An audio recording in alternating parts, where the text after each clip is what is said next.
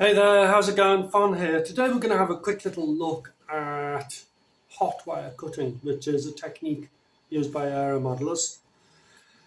Basically, you're going to get your piece of foam and you're going to cut it with a hot wire. I'll show you the hot wire in a minute. So basically, I want to cut a wing. I want it to be 1 meter long and 20 centimeters wide. So this is 20 centimeters.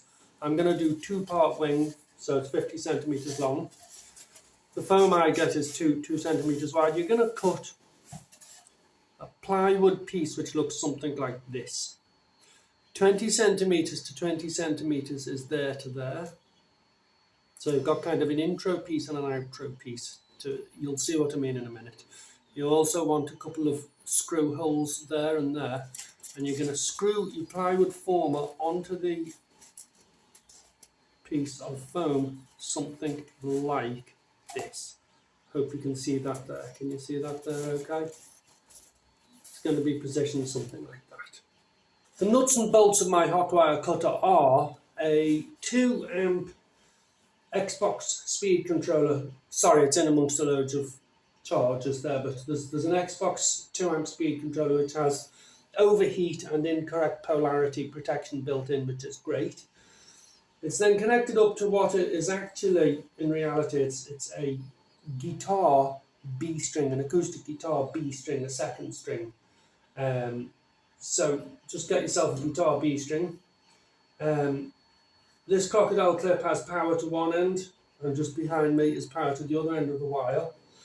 And this here was from a DC motor, basically it's a potentiometer, a variable speed controller or voltage controller. So okay, let's go do some cutting.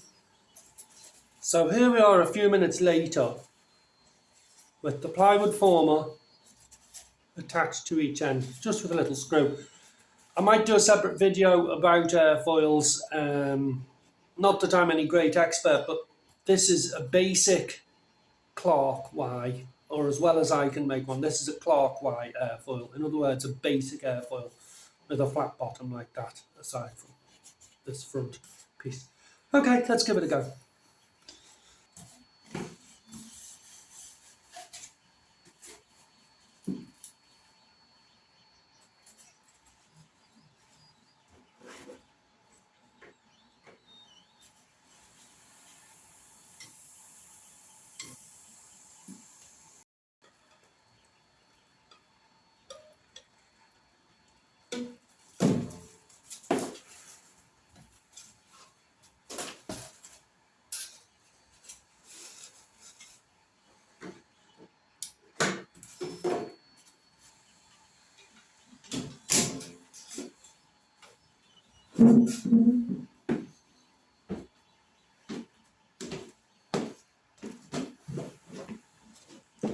Yes, you should always wear a mask whenever doing this, and preferably with windows open and ventilation. Look.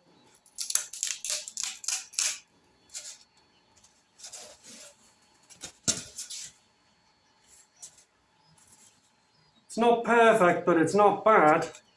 Now it's just going to take a lot of sanding. Just give me a moment and I'll show you one that I made earlier. Well, a different type, a different size and type of wing, but a wing nonetheless. Here's one I made at another point, a different design of wing. This one, the main difference is it's been carefully sanded. And then of course afterwards you're going to cut a little channel and you're going to put your spar or your strengthener in, okay? Finally, if you use a big plywood former at one end and a little plywood former at the other end, so for example, it was something like this and this that I used, then you can make all sorts of different types of wings. For example, for a flying wing, a flying V style wing, but there's an example.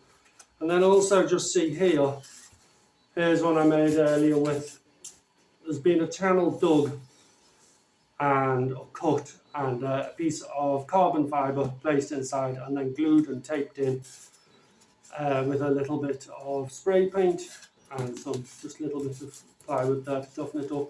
3D printed holes, and I can just put wing bolts into that and bing bang bong, there you go. And just before I finish up this video on hot wire cutting, two final things. I found during the sanding process, these flexible sanding blocks are very good. And then the other thing is, for very best results, instead of spray painting, cover it with iron-on covering.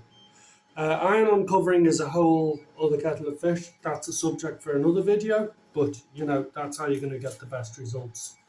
So that, my friends, is a little look at the technique of hot wire cutting. Hope you enjoyed the vid. Thanks for joining me.